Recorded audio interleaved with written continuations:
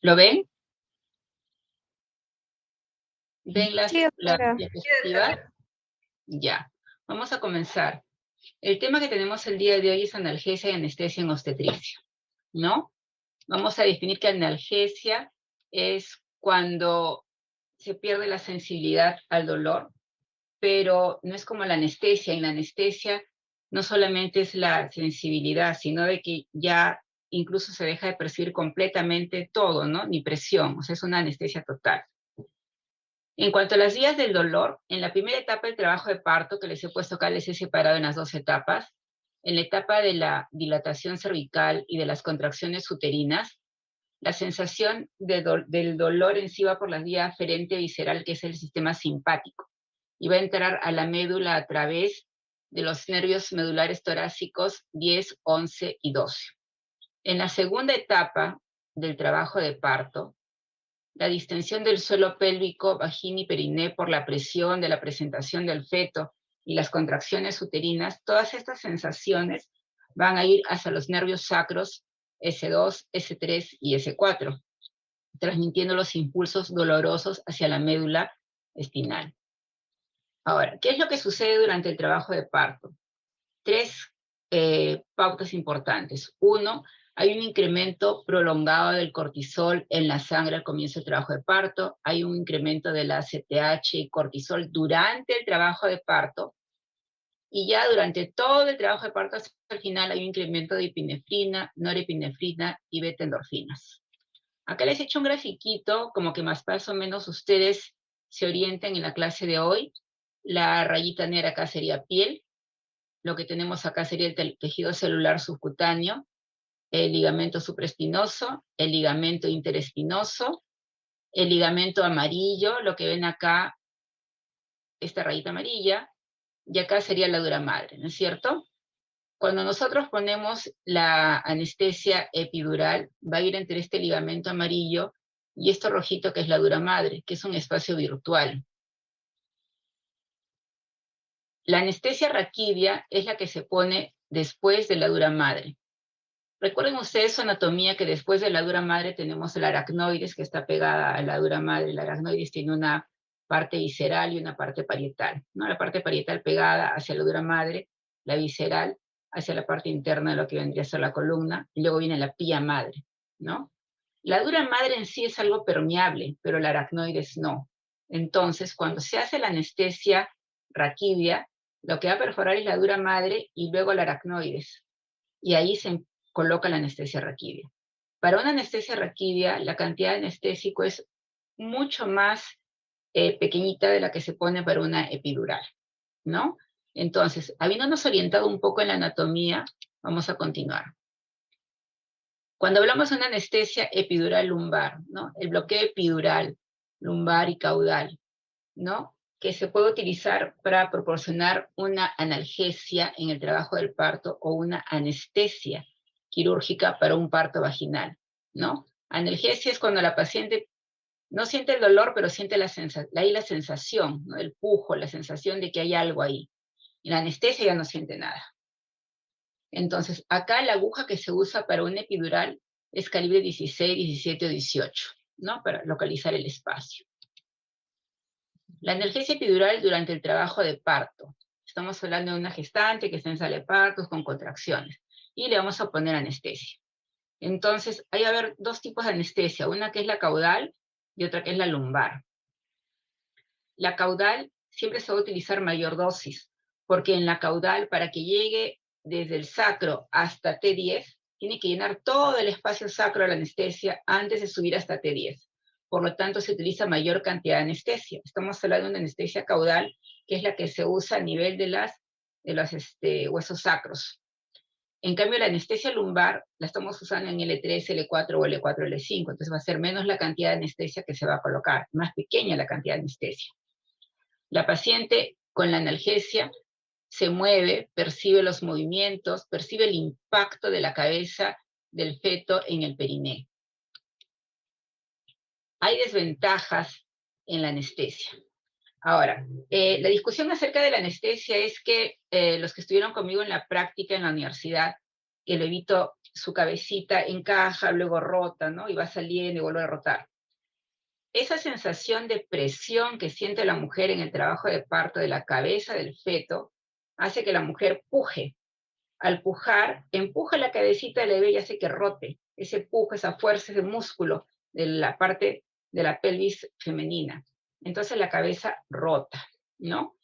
Pero algunos dicen que por la anestesia la paciente pierde esa sensación de pujo.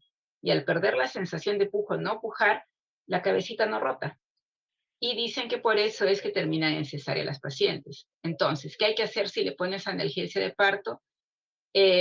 Paralelo, ayudarla con oxitocina para que no se retrase el trabajo de parto y no haga una mal rotación la cabeza del feto.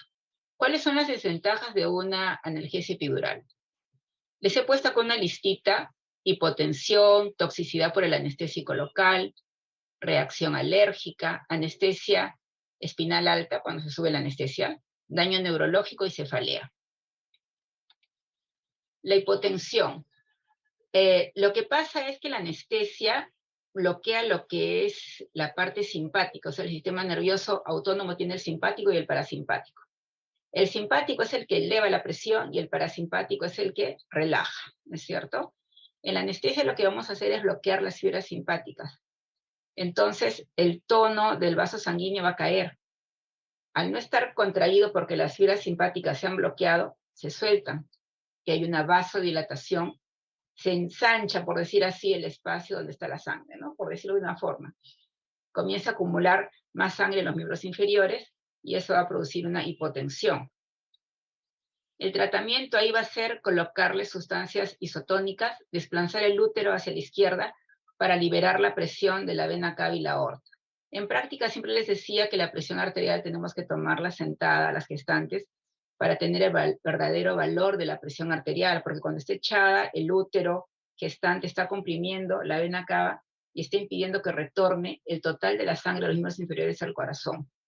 Entonces, lo mismo sucede acá. Si tenemos una gestante con hipotensión, tenemos que rotarla de tal forma que el útero deje de presionar ya la vena cava y que regrese toda esa sangre hacia el corazón.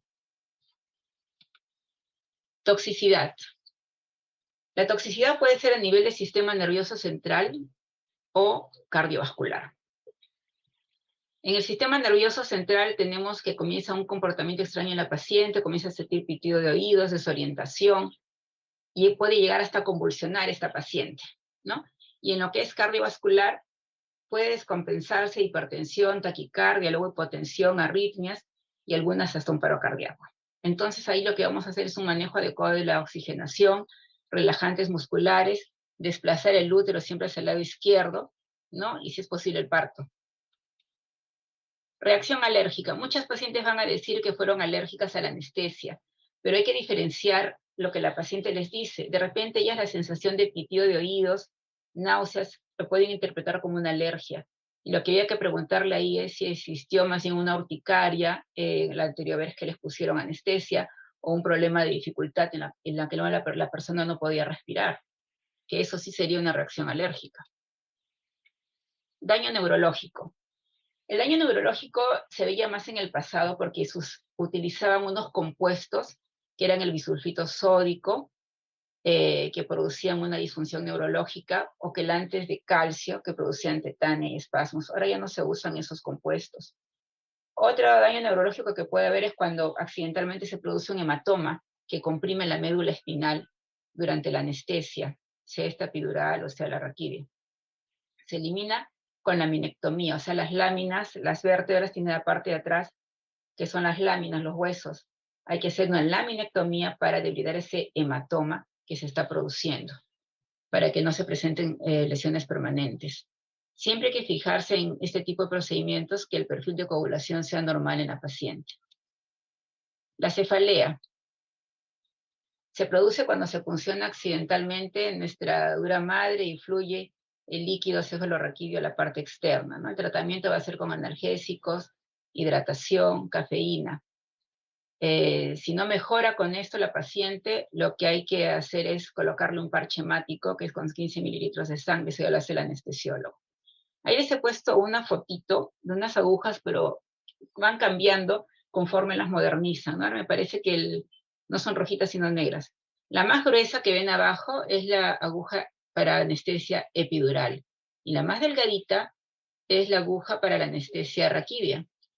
Es la más delgadita porque no queremos que punce, por ejemplo, si esta epidural, que es la gruesa, pasa y perfora la dura madre, como es una aguja gruesa, como ustedes ven, sale el líquido cefalorraquídeo. Pero en cambio, si se dan cuenta, la agujita de la anestesia raquídea es delgadita, ¿no? Como para evitar mayor daño si es que produce algún efecto ahí a nivel de la dura madre.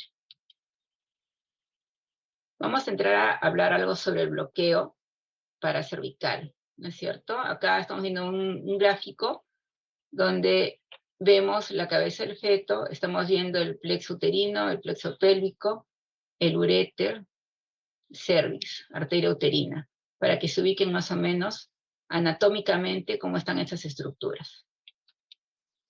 En el bloqueo paracervical lo que utilizamos son 5 mililitros a 6 mililitros de solución diluida de epinefrina dentro de la mucosa del cervix, en horarios 4 a 8 o en horarios de 3 a 9. La desventaja con esta Doctora, ¿sí? doctora, disculpe la interrumpa. ¿Usted cree que pueda seguir aceptando a los alumnos porque están ahí esperando y quieren entrar a la clase? Ay, ay, ay. Te cuento que yo siempre he sido alumna de estas cosas, primera vez que estoy dirigiendo uno, así que oriéntame cómo hago para aceptarlos. Tiene que Por, entrar a la plataforma del Zoom, porque ahorita está compartiendo, pero en la plataforma del Zoom, y donde dice participantes, ahí va a salir que están. ¿Por qué son así tus compañeros? ¿Por qué no han entrado? Mm, A ver, participantes 85. Pausar Sí, el ahí luz, debe salir. conectar, control remoto, aplicaciones, uso compartido de pantalla. Dime No, en dónde. donde dice participantes, ahí debe decir en sala de espera, arribita. Dice 85 participantes, copiar enlace, invitar. No. No, debería salirle aceptar, porque ahorita a nosotros nos aparece que somos 64 Ay, Dios mío, y hay ¿por qué me alumnos que ponen? están en sala de espera. Ya, oriéntame qué hago. Donde dice participantes, ahí debería haber en la parte de arriba, donde le aparecen todo cada alumno. Ahí, Estoy poniendo admitir todos, ajá, 70 y sí, 82, 84. sí, ahora sí. ¿Sí? Sí, Ya, doctora. oye, Gracias. tardones son, ¿ah? Ya, ya, chao. A ver, ¿en qué estábamos? Ya me olvidé. Ya. La toxicidad por el anestésico. Estábamos hablando que no, ya habíamos pasado esto. Estamos en lo que eran las agujitas, les estaba explicando para los que no estuvieron que la aguja epidural es mucho más gruesa que la aguja raquídea. Por eso es que cuando punza la epidural, la dura madre, y sale el líquido raquídeo, la paciente se siente mal, porque es una aguja grande, gruesa. Si ustedes se dan cuenta, para la analgesia raquídea se usa una aguja muy delgadita, como para que no salga nada de líquido si vieron algún accidente. Acá estamos en lo que es un gráfico para que se orienten en la anatomía, porque íbamos a hablar sobre la anestesia cervical, para cervical. Entonces estamos diciendo que está el feto acá, el plexo uterino, plexo pélvico, el uréter que está por aquí, si se dan cuenta, el cervix y la arteria uterina. Todos juntos, se dan cuenta, arteria uterina, uréter, plexo. El bloqueo paracervical se usa con epinefrina diluida en la mucosa del cervix en dos zonas. Puede ser de 4 a 8 o puede ser de 3 a 9. Inyectan ahí la anestesia. ¿Cuáles son las desventajas de este bloqueo paracervical? La anestesia en sí no es algo desfavorable. Lo que sucede es que puede presentarse una bradicardia que es benigna, pero lo malo es que esta bradicardia va a durar desde 3 hasta 30 minutos. Si tenemos un feto con bradicardia de 30 minutos, se va a morir. Podemos inyectar accidentalmente de repente la arteria uterina y va a pasar anestésico a la arteria y todo eso va a pasar al feto. Entonces vamos a producir una bradicardia. O sea, sin ser algo malo, podemos producir un accidente fatal, ¿no?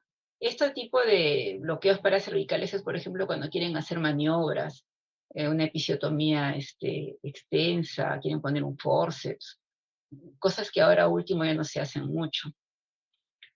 A ver, anestesia en el parto vaginal. Todo lo que hemos hablado hasta ahora es el trabajo de parto, o sea, la gestante que está con su dilatación, con su dolor durante todo el trabajo de parto.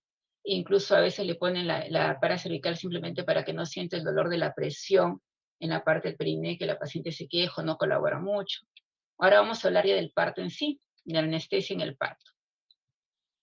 La anestesia local, lo que les estaba diciendo, ¿no? Se puede usar para una episiotomía, para un forceps. Hay toxicidad si se usa en grandes dosis o por accidente llega a la parte intravascular y hay una transferencia rápida al feto. Por eso decían que suficientes de 5 a 15 mililitros de anestésico y nada más. Ahora, bloqueo de los nervios pudendos. Acá vamos a ver el dibujito primero para que se orienten con los nervios pudendos. Si se dan cuenta, acá está el nervio pudendo y acá hay un nervio hemorroidal inferior. Este nervio hemorroidal inferior a veces tiene un camino aberrante, o sea, no el camino que siempre usa, sino puede haber otros caminos. Por eso es que es muy importante cuando pongan anestesia acá en el pudendo, de repente hacerlo a nivel de la espina, como dice acá, a nivel de la espina isquiática, justo debajo o un poquito por atrás, para evitar ese trayecto anormal a veces de ese nervio hemorroidal. Siempre hay que aspirar antes de colocar la anestesia, ¿no? Para darnos cuenta de que no estemos infiltrando un vaso sanguíneo. Lo que les decía, el nervio hemorroidal, el nervio pudendo. Acá, un poco más gráfico, ¿no? El nervio pudendo, el nervio hemorroidal. Acá está nuestra agujita que estamos poniendo nosotros, nuestro bloqueo, la cabeza del feto. Y la arteria uterina siempre por ahí en peligrosa posición. La analgesia por inhalación o intravenosa va a producir alivio del dolor y amnesia, ¿no? Mantiene los reflejos laringios de la tos, que con frecuencia dice señal de infiltración local, un bloque pudendo. Lo que pasa es que en la anestesia siempre hay reflejos, ¿no? Cuando uno coloca la anestesia general, la tos es un reflejo protector para que la paciente no se aspire. Anteriormente se usaba más el óxido nitroso, la ketamina. Ahora el óxido nitroso se usa más en traumatología para lo que es rodilla. En lo que es cesáreas o lo que es gestante se usa más el sevoflurano. Acuérdense siempre que la anestesia general hay riesgo de atonía uterina, siempre una anestesia general, por eso es que esas cesáreas tienen que ser rápidas, ¿no? Se puede usar para desgarros perineales, para forceps de salida. El bloqueo espinal o subaracnoideo. Acá está lo que les mencionaba, ¿no? El calibre de la aguja raquídea es de 24 a 25 en el espacio subaracnoideo. Para los que no estuvieron, dijimos que la anestesia raquídea se coloca, a ver, estamos en la transferencia 22, ¿no? Vamos a regresar para los que no estuvieron. Estamos hablando ahorita del bloqueo espinal, ¿no es cierto? Subaracnoideo. Para los que no estuvieron, este es un pequeño gráfico que los va a llevar o los va a orientar de lo que estamos hablando. La raya negra es la piel, lo amarillo es el tejido celular subcutáneo, lo celestito el ligamento supraespinoso, en marroncito el interespinoso, acá el ligamento amarillo y en rojo la dura madre. Lo que está entre el ligamento amarillo y lo rojo vendría a ser el espacio epidural o epidural, que es un espacio virtual, que es 0.3 centímetros. Acá se coloca la anestesia epidural. Esto de acá lo rojo vendría a ser la dura madre, pero si ustedes recuerdan su anatomía, después de la dura madre viene la aracnoides. La aracnoides tiene una lámina visceral y una lámina parietal. Y luego viene la pía madre. Cuando nosotros ponemos la anestesia raquídea, nos estamos yendo cruzando la dura madre y cruzando la aracnoides. La dura madre es algo permeable, en cambio la aracnoides no. La aracnoides es totalmente impermeable. Por eso es cuando ponemos la anestesia raquídea, traspasamos lo que vendría a ser la aracnoides. Entonces, regresando a nuestra lámina que estábamos hablando de bloqueo espinal, dice, se administra anestesia en el espacio subaracnoideo, ya sabemos cuál es, que es el espacio que está entre la aracnoides y la pía madre, ¿no es cierto?, a través de una aguja espinal. Se debe evitar colocar anestésico durante la contracción, ya que el nivel de anestesia sube. Los riesgos son la hipotensión y la anestesia espinal total. La dosis única de anestesia epidural se utiliza con mucha menor frecuencia que el pasado, dice. Nosotros tenemos cuando colocamos la anestesia epidural Por ejemplo, en las gestantes se usa la bupivacaína isotónica. Y para lo que es la anestesia raquídea es la bupivacaína hipertónica, porque cuando ustedes pasan al epidural se distribuye homogéneamente la anestesia, pero en la parte raquídea tiende a subir, sube, sube, sube. Entonces le colocan una hiperbárica para que pese más y no suba, para que se distribuya homogéneamente, ¿no? Entonces, la anestesia general raramente está indicada en un parto, en un trabajo de parto, un parto vaginal, ¿no? Y debe evaluarse bien el riesgo que corre la paciente. Puede ser en un parto de nalgas que llegó a la emergencia y no sabían, una distocia de hombros, o quieren hacer una extracción de un segundo gemelo que han hecho una versión interna. Son indicaciones muy raras realmente que no se ven en estos tiempos, ¿no? Por eso es que dicen que hay que evaluar siempre el riesgo de poner anestesia general en una paciente que te llega en un expulsivo, un trabajo de parto a la emergencia. La anestesia en el parto por cesárea. Así que ahí, acá sí estamos hablando ya de anestesia, no de analgesia. Analgesia es cuando pierde la sensibilidad, pero siente, ¿no? Siente pujo, siente movimientos, no hay dolor. En la anestesia sí se perdió todo. El pujo, la sensación, es una anestesia total, ¿no? En la anestesia general, el fracaso en la intubación y la aspiración son la causa de mortalidad materna. Entonces, en una anestesia general, ¿qué vamos a hacer? Vamos a premedicar primero, es decir, vamos a sedar a la paciente. Se puede usar opioides, cruzan la placenta y pueden deprimir el feto. Esto se evita si se aplica bien el procedimiento, dicen, ¿no? Acuérdense que los opioides pueden producir ese cosquilleo en la nariz. ¿Por qué? Porque libera histamina, entonces produce cierto rayo, cierta sensación de prurito. En una anestesia general es muy importante colocarle a la paciente antiácidos. ¿Por qué? Porque hay la posibilidad de que haya una regurgitación, hay la posibilidad de que haya una aspiración. Basta con que haya 25 mililitros de un contenido en el estómago y que tenga una acidez menor de 2.5 para que eso que la paciente aspire y pase al pulmón queme el pulmón. Entonces lo que hacemos es colocarle antiácidos y, si es posible, algo también para que acelere el tránsito intestinal, como por ejemplo metoclopramida y ranitidina. Desplazamos el útero a la izquierda siempre para descomprimir la aorta, la vena cava y que haya una mejor circulación de sangre en la gestante, que eso va a mejorar el APGAR definitivamente. En la inducción de los fármacos es un anestésico de acción rápida y breve. ¿Por qué? Porque luego vamos a poner el relajante muscular para intubar a la paciente. Entonces, acá les he puesto un grafiquito de lo que vendría a ser la maniobra de Selig para la intubación, ¿no? La persona que los está ayudando, a que ayuda al anestesiólogo, comprime el cartílago cricoides para cerrar el esófago y de esa manera evita que el tubo endotraqueal pase al esófago erróneamente. Entonces acá dice presión sobre el cartílago cricoides, o sea, la maniobra de Selig. La presión en el cricoides cierra el esófago y es importante para evitar la aspiración debido a regurgitación o vómitos. No hay que liberar la presión del cricoides hasta no estar seguros que el tubo esté en zona endotraqueal. Acá les he puesto en celestito algo porque en la gestante la progesterona relaja el músculo liso, por tanto va a retrasar el vaciamiento gástrico, relaja el esfínter gastroesofágico, es incompetente, por eso hay que la regurgitación.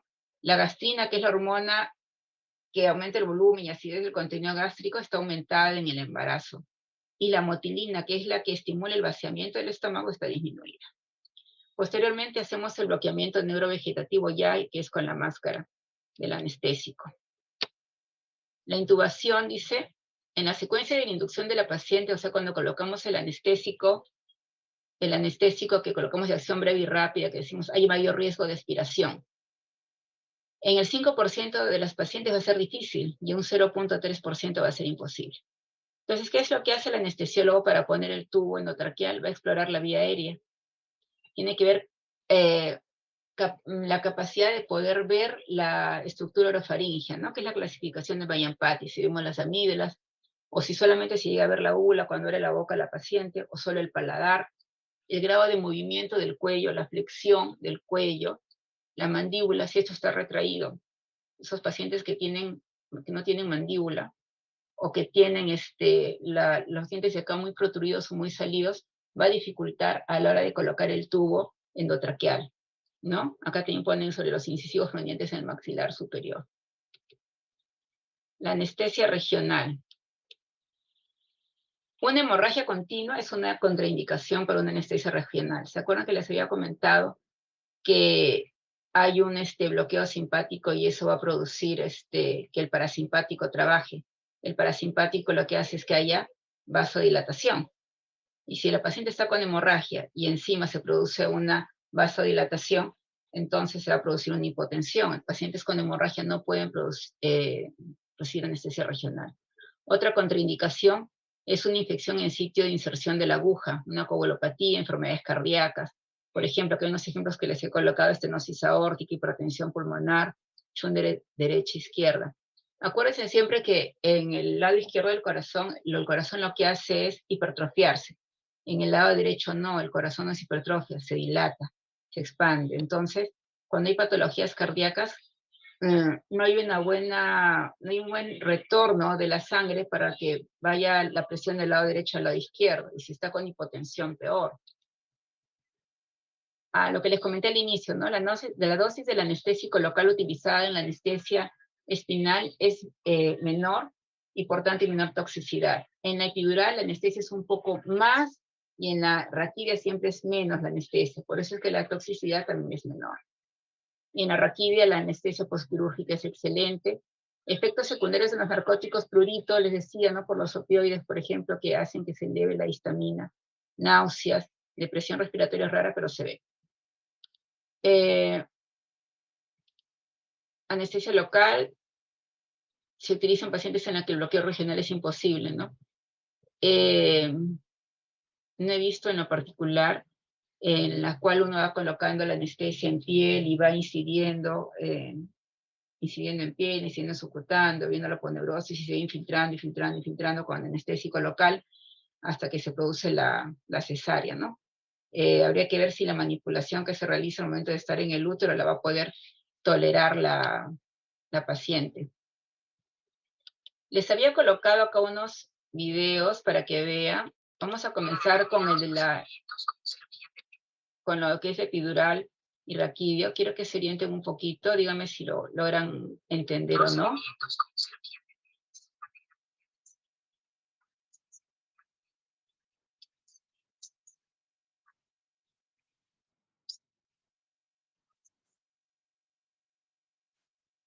El video no se ve, doctora. ¿Y ahora qué hago? Déjame ver cómo hago para... A ver, cómo hago para que vean el video.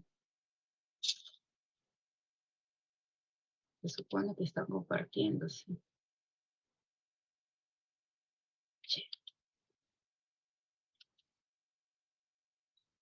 A ver, ¿quién me puede ayudar? ¿No quiere salir el videíto de la anestesia?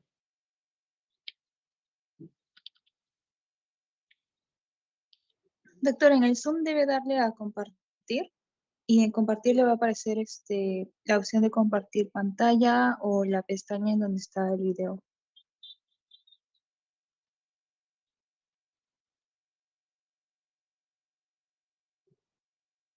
¿Te imaginas esto?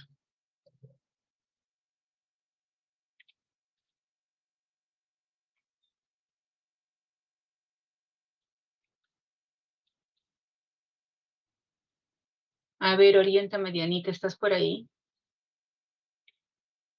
Diana. Creo que acabo de Sí, descubrir. doctora. Diana, ¿cómo comparto esto? Dime. No quiere salir el videíto. Doctora, en el Zoom debe darle compartir. Es un botón verde que está en el medio. O si no, debe darle... Me imagino que si pone el mouse hacia arriba, le va a aparecer una barra. Y ahí le va a salir una barrita y en el medio dice compartir. Acá dice, está compartiendo la pantalla. Mm.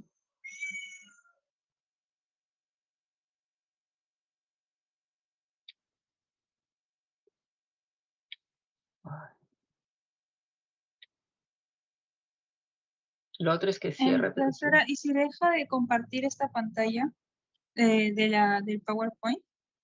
A ver. Listo. Y ahora en el Zoom le va a aparecer una opción de compartir, que es de color verde.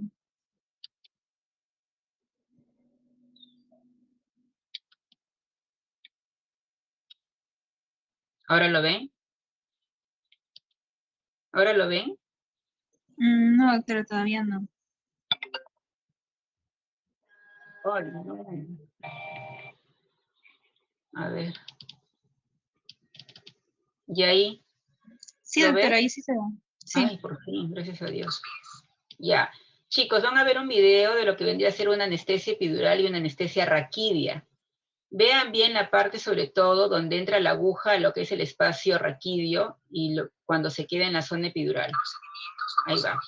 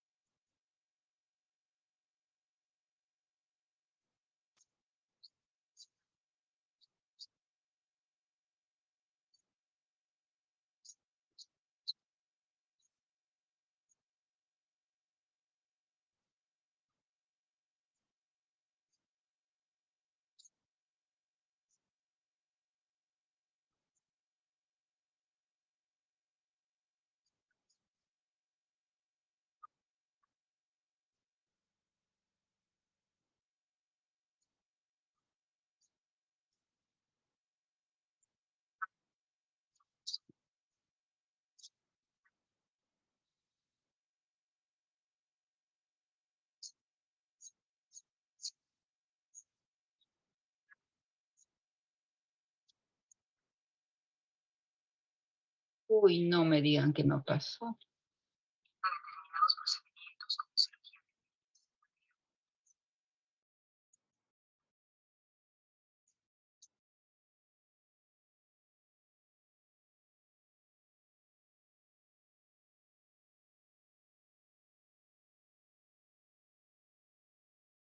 Bueno.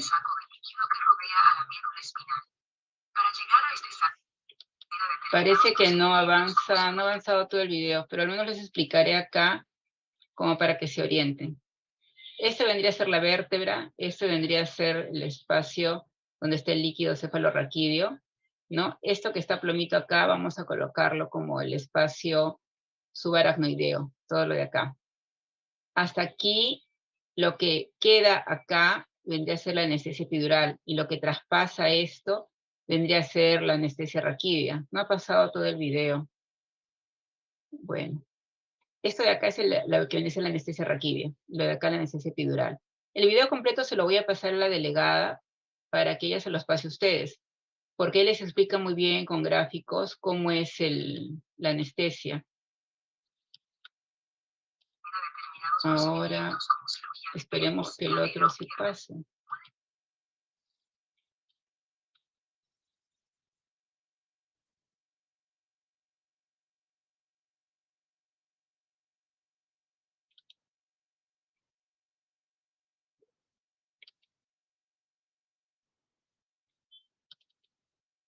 Qué raro que no.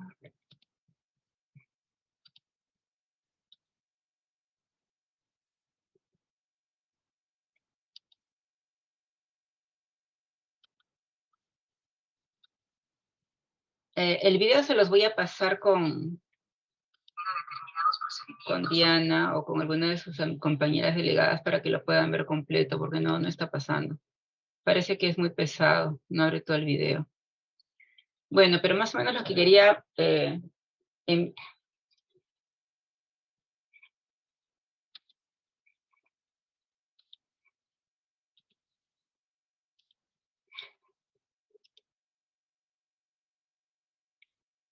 escucha, ¿no? Ya, no, el video no va a pasar. Se lo voy a mandar a su delegada para que lo tengan. Lo que quería reforzarles en lo que vendría a ser en cuanto a la anestesia y analgesia en un trabajo de parto es que una cosa es analgesia y otra cosa es anestesia. Analgesia es cuando la paciente va a perder la sensibilidad, no va a tener dolor, no va a tener dolor, pero va a tener la sensación de pujo o de presión, que es la cabeza del feto que está en la pelvis. Esa sensación de pujo del feto, la presión que hace la cabeza en la pelvis, para nosotros los ginecólogos es importante porque es lo que hace que la mujer, con la fuerza de sus músculos, hace que la cabeza del feto rote. Si la mujer pierde esa sensación de pujo, se produce una anomalía en la rotación y posteriormente va a ser una mala actitud de presentación, va a terminar en cesárea. Para que esto no suceda, se le va a colocar oxitocina al trabajo de parto. La oxitocina va a hacer que las contracciones mantengan el tono del útero que debería tener sin la analgesia que se le está colocando. Habíamos hablado que hay la analgesia durante el trabajo de parto y otra que es en el parto mismo. La analgesia del parto mismo ya no se usa mucho, por no decir que no se usa, es para usar forceps, para hacer maniobras, por ejemplo, con los gemelares, cuando tienes que, sacas un gemelo, pero el otro gemelo está dentro del útero y hay que hacer maniobras para que salga vía vaginal, o colocar un forceps, ¿no? Ahora, la otra diferencia grande que había entre uno y otro era la anestesia epidural y raquidia, que en la epidural se necesita más anestésico que en una raquidia. La raquidia necesita poco anestésico. Otra cosa que hablamos era qué sistema nervioso estaba implicado acá. El simpático y el parasimpático, básicamente. ¿Qué bloqueamos en la anestesia? El simpático. A bloquearse el simpático, ¿cuál es el que va a trabajar? El parasimpático. El parasimpático es el músculo que produce la vasodilatación, ¿no? Y el simpático es el que produce la vasoconstricción. La anestesia que se usa puede ser a nivel lumbar, a nivel sacra. Cuando usamos una anestesia sacra, la anestesia sacra se necesita mayor cantidad de anestesia porque tiene primero que llenar todo el espacio sacro y luego subir a la parte lumbar. Cuando usamos la anestesia directamente a la lumbar es menos la cantidad de anestesia. El parasimpático está saliendo de los nervios que son a nivel de S2, S3 y S4, parasimpático. Y lo tenemos también el parasimpático en las zonas superiores con los nervios que nosotros ya conocemos, que es el 3, 7, 9 y 10. El simpático está en toda la columna. Cuando ponemos nosotros la anestesia, básicamente estamos bloqueando entonces el simpático. Diana, ¿me escuchas? Sí, doctora. Yanita, te voy a pasar, porque no sé cómo hacer con esto de los videos, que me interesa que los tengan. ¿Cómo hago? ¿A quién se los envío? ¿A ti? Te hablo a ti porque contigo he rotado y te ubico, ¿no? Pero no, dime tú. Te Sí, lo acabo de doctora, normal enviar. me lo puede pasar a mí y yo se lo paso al grupo de la promoción que tenemos todos los que estamos llevando el curso. Ya, yo se lo estoy pasando a Gabriela también, ¿no? Y tienen otra compañerita. Tienen otro curso después de este, ¿no? Otra clase. Sí, doctora. ¿A qué hora empieza esa clase? ¿4:30? 4:20, doctora. Ya, entonces los dejo porque he tratado de volar